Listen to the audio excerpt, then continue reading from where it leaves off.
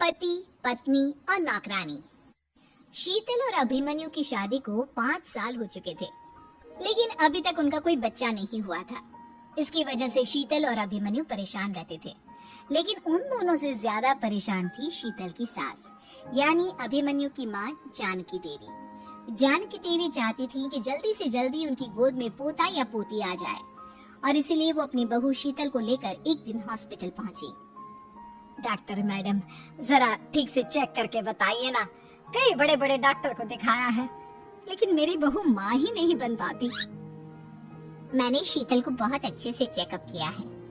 देखिए, बात यह है कि शीतल के अंदर माँ बनने की कैपेसिटी नहीं है। ये आप क्या कह रही हैं डॉक्टर साहब? कोई तो इलाज होगा ना, कोई दवाई दे दीजिए। देखिए, कुछ प्रॉब्लम ऐसी होती है जिनका कोई ट्रीटमेंट नहीं होता। आई एम सॉरी टू से, लेकिन शीतल कभी माँ नहीं बन सकती, क्योंकि उसके यूट्रस में अंदर से ही कुछ प्रॉब्लम है। घर आने के बाद क्या हुआ माँ? कहाँ लेकर गई थी आप शीतल को? अरे कहाँ लेकर जाती, डॉक्टर मैडम के पास ले गई थी, लेकिन तेरी बीवी तो कभी माँ बन ही नहीं सकती। मम्मी जी, इसमें मेरी क्या गलती? अगर अंदर से कोई प्रॉब्लम है तो उसमें मैं भी कुछ नहीं कर सकती। जानती हूँ, ये बात डॉक्टर के मुंह से सुन चुकी हूँ। अब दोबारा मेरे सामने इस बात का गाना मत गा। अरे माँ, परेशान होने की जरूरत नहीं है, हम सोचते हैं ना कुछ। अरे क्या सोचेगा तू?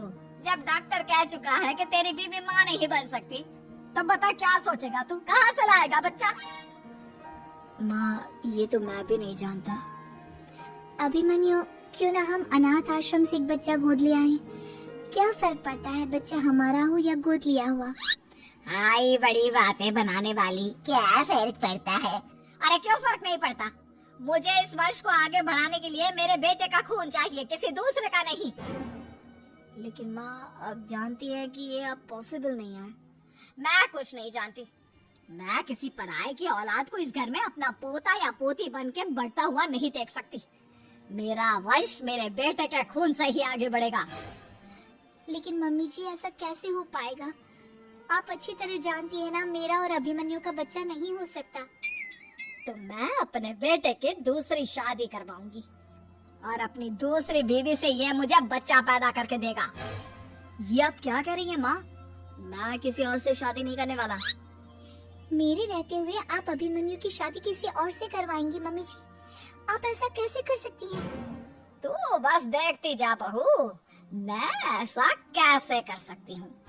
कुछ दिनों के बाद, अभिमन्यु, मैंने तेरे लिए लड़की ढूंढ ली है। माँ, मैं आपको कितनी बार समझाऊं, मुझे किसी से शादी नहीं करनी है। पहले मेरी बात सुन। ये जो चमेली है ना, हमारे घर में काम करने आती है, वो तुझसे शादी करने के लिए तैयार है। मम्मी जी, आप अभिमन्यु की शादी एक नौकरानी के साथ करवाएंगी? वो इसलिए क्योंकि चमेली दिखने में बहुत खूबसूरत है, बच्चा भी सुंदर ही होगा। मम्मी जी, लेकिन एक बच्चे के लिए अपने बेटे की शादी नौकरानी के साथ करवाना, क्या ये सही है? अगर अभिमन्यु ने शादी नहीं की ना, तो मैं अपनी जान दे दूंगी। अब देख लो, अगर तुम्हें अपनी माँ की जान प्यारी है तो तुम्हें इस नौकरानी के साथ शादी करनी ही होगी। इस तरह जानकी देवी अपने बेटे अभिमन्यु की शादी नौकरानी चमेली के साथ करवा देती है। कुछ दिनों के बाद, नौकरानी से मालकिन बनके तो मजा आ गया, अब तो मैं इस घर की मालकिन हूँ। देखो, अपने आप को ज्यादा मालकिन समझने की कोशिश मत करो। एक बार तुम्हारा और अभिमन्यु का बच्चा इस दुनिया में आ जाए, उसके बाद तुम इस घर से हमेशा के लिए चली जाना। अरे जाओ जाओ, किसी और के आगे बातें बनाना, एक बच्चा तो पैदा नहीं कर सकी। बढ़िया आई, जाओ जाकर मेरे लिए कॉफी बना कर लाओ। नौकरानी मैं हूँ या तुम? मम्मी जी, देखिए ना, शीतल मुझसे किस तरह से बात कर रही है। शीतल, तुम्हें पता है ना चमेली प्रेग्नेंट है, मेरे बेटे के बच्चे की माँ बनने वाली है। वो जैसा कहती है वैसा करो। लेकिन मम्मी जी, वो मुझे नौकरों की तरह ट्रीट कर रही है। अरे तो करेगी ना, वैसे भी बहू तुम हो किस काम की, एक बच्चा तो पैदा नहीं कर सकती। जाओ अब घर के सारे काम करो और चमेली को आराम करने दो। थैंक यू मम्मी जी, भगवान आपका भला करे। आप नहीं होती तो मैं नौकरानी से महारानी कैसे बनती? देखो, तुम्हें जो चाहिए सब मिलेगा, खूब खाओ पियो, मजे की जिंदगी जियो, लेकिन बस मुझे एक बच्चा पैदा करके दे दो। कुछ दिनों के बाद, मम्मी, बच्चे के लिए आपने मेरी शादी चमेली के साथ करवा तो दी, लेकिन दिन और रात का चैन मिट गया है। सारा दिन शीतल और चमेली की बहस चलती रहती है। अब शीतल को इस घर में रखने से क्या होगा?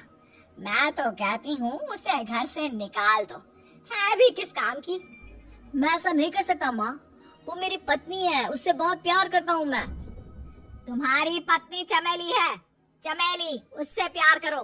अरे तुम्हारे बच्चे को जन्म देने वाली है वो। अभिमन्यु, मैं खुद ही इस घर से चली जाती हूँ।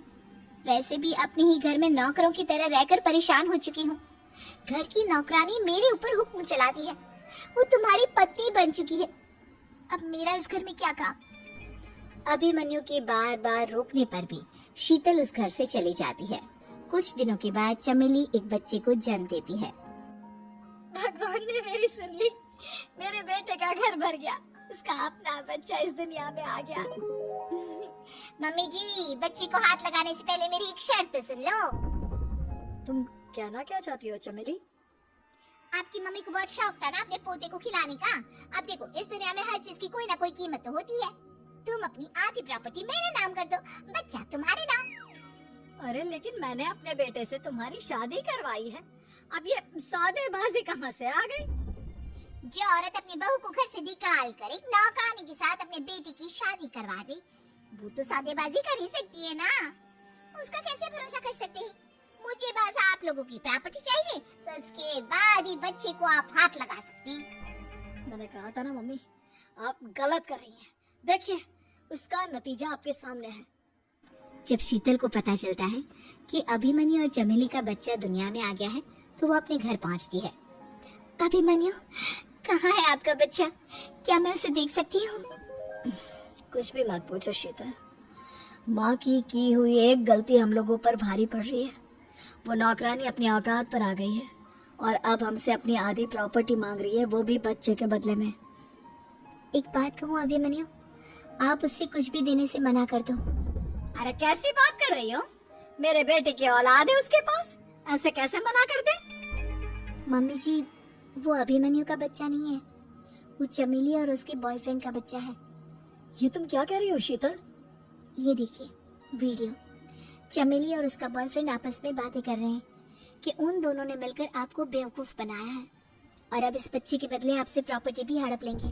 हे भगवान, ये मुझसे क्या हो गया? ना तो बच्चा मिला और अपने बेटे की नौकरानी के साथ शादी करवा दी सो अलग। अब क्या होगा? मुझे माफ कर दो शीतल, मेरी वजह से तुम्हें बहुत तकलीफ हुई है। अभिमन्यु, मैंने कहा ना, उस नौकरानी को उसके बच्चे सहित इस घर से बाहर निकाल दो। लगता है मेरे अभिमन्यु का बाप बनने का सपना अधूरा ही रह जाएगा। अभिमन्यु, अपनी मम्मी से कहो कि परेशान ना हो। आपको याद है एक बार हम एक IVF सेंटर गए थे, मैंने फिर से वहां जाकर बात की थी और आपको पता है इस बार मैं प्रेग्नेंट हूँ, क्योंकि हमने वहां पर प्रोसीजर करवाया था जिसकी वजह से मैं प्रेग्नेंट हो गई थी और इस बात का पता मुझे बस कुछ महीने पहले ही लगा है। हमारा बच्चा इस दुनिया में आने वाला है अभिमन्यु। मुझे माफ कर दो शीतल बहू, मुझसे बहुत बड़ी गलती हो गई। कोई बात नहीं माँ, लेकिन अब हमें उस धोखेबाज नौकरानी को इस घर से बाहर निकालना है और इस घर की मालकिन को वापस घर लाना है, वो भी अपने बच्चे के साथ।